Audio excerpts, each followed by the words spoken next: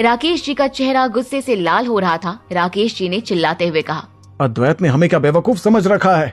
हम यहाँ बीच में फंसे हुए हैं और वो हमें यहाँ से छोड़कर चला गया। एक बार मेरे हाथ लग जाने दो उसे, मैं उसकी औकात बताऊंगा। राकेश जी चिल्ला रहे थे कि तभी मैनेजर आया और उनके सामने खड़ा हो गया। राकेश जी ने मैनेजर का चेहरा देखा और गुस्से से चिल्लाते हुए पूछा, हाँ, अब तुम भी आ गए। बताओ क्या चाहिए तुम्हें? क्या खिदमत करूं मैं तुम्हारी?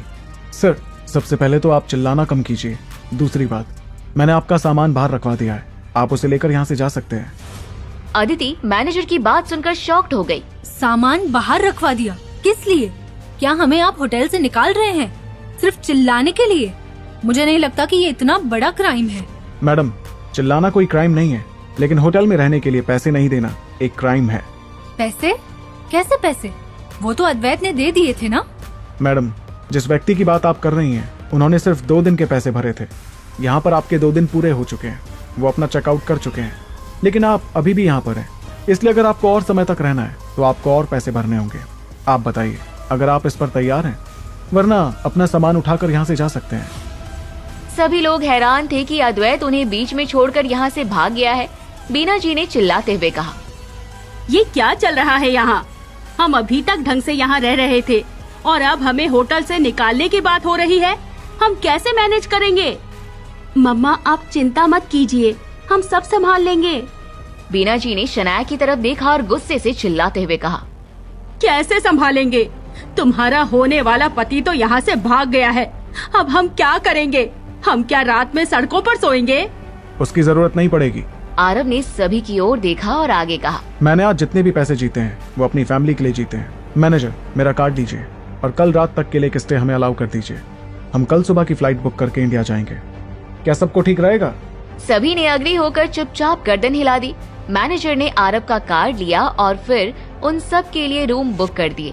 जब वो वापस आया तो उसने कार्ड आरव को सौंपते हुए कहा, thank you so much sir, have a great stay. और अगली बार से किसी का भी सामान बाहर निकालने से पहले उनसे पूछ जरूर लेना कि उसके पास पैसे हैं या नहीं।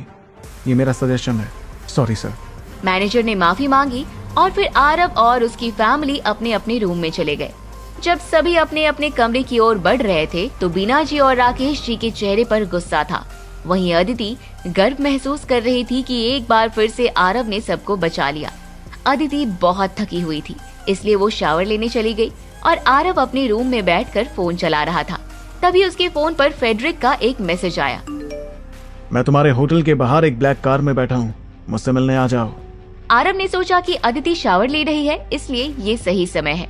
ये सोचकर उसने अपने कमरे से बाहर निकलकर होटल के कॉरिडोर से होते हुए होटल के बाहर आ गया। वहाँ एक ब्लैक कलर की महंगी कार खड़ी थी। उसने गेट खोला और जाकर फ्रेडरिक के सामने बैठ गया। फ्रेडरिक ने उसकी ओर देखा और सबसे पहले सवाल किया, सब ठीक है? तुम्हें कोई प्रॉब्लम तो नहीं हो रही है? हाँ, सब ठीक है, कोई टेंशन की बात नहीं है। तुम सब कसिनो से आराम से निकल गए थे। हाँ, एक बार हमने मैक्स को झटका दे दिया, उसके बाद वो कुछ नहीं कर पाया। उसे शायद पता चल गया कि मैं कौन हूँ। आरव ने प्राउडली कहा, क्योंकि उसे पता था कि उसने एक बार फिर से अपनी फैमिली के नाम से कुछ ऐसा कर दिखाया था जो आम लोग नहीं कर पाते। अगर अंबानी फैमिली का नाम सामने नहीं आता तो आज मैक्स उन्हें नुकसान पहुंचा ही देता। फ्रेडरिक के चेहरे पर एक मुस्कान थी और उसने पूछा, तुम यहाँ पर कितने दिन और रुकने वाले हो? कल सुबह यहाँ से निकल जाऊंगा। कल सुबह ही? इतनी जल्दी क्यों? सच कहूँ तो यहाँ पर पहले ही बहुत भसड़ मच चुकी है और मैं ज्यादा टाइम यहाँ पर स्पेंड नहीं कर सकता। मेरे पास निहाल सिंह का फोन भी आया था और वो भी कह रहा था कि मुझे इंडिया वापस जल्दी आ जाना चाहिए, इसलिए मैं यहाँ से निकल रहा हूँ। पर मुझे तुमसे एक सवाल था, जब मैंने तुम्हें फोन लगाया तो तुम्हें ये कैसे पता था कि मैं किस कसिनो में हूँ?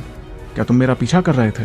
आरव का सवाल सुनकर फ्रेडरिक हंसने लगा और उसने कहा, उसके लिए आई एम सो सॉरी, लेकिन जब से मुझे पता चला था कि तुम यहाँ पर हो तो मैं तुमसे मिलने की इच्छा रख रहा था। मुझे लगा नहीं था कि तुम इस शहर में आओगे। तुम पहले दूसरे शहर में थे तो मुझे यही लगा था कि तुम वहीं से वापस निकल जाओगे, पर जब तुम इस शहर में आए और मुझे वो पता चला तो मैं तुम्हारा पीछा करने से अपने आप को रोक नहीं पाया। मैं तुम पर नजर रख रहा था ताकि तुम पर कोई प्रॉब्लम नहीं आए, और इसलिए जब तुम कसिनो में गए तो मुझे डाउट हुआ कि वहां पर कुछ हो सकता है, इसलिए मैं वहां पर आ गया था। तुम समझदार हो Frederick, and I am proud कि मैंने आज तुम्हें फोन लगाया। थैंक यू, तुमने मेरे लिए जो भी किया। इसके लिए थैंक यू बोलने की कोई जरूरत नहीं है। कभी तुम वापस यहाँ पर आओ तो मेरे साथ एक डिनर कर लेना, उतने में ही मेरा काम हो जाएगा। बिल्कुल। आरव ने इतना कहते हुए फ्रेडरिक से हाथ मिलाया और फिर वो कार से बाहर निकल गया। वो अपने रूम पर गया और जैसे ही उसने गेट खोला उसने देखा कि अदिति शावर लेकर बाहर आ गई है और अपने बाल सुखा रही है। कहाँ गए थे तुम? आरव ने कमरे का गेट बंद करते हुए कहा। मैं यूं ही बस घूमने गया था। तुम फ्रेश हो गई?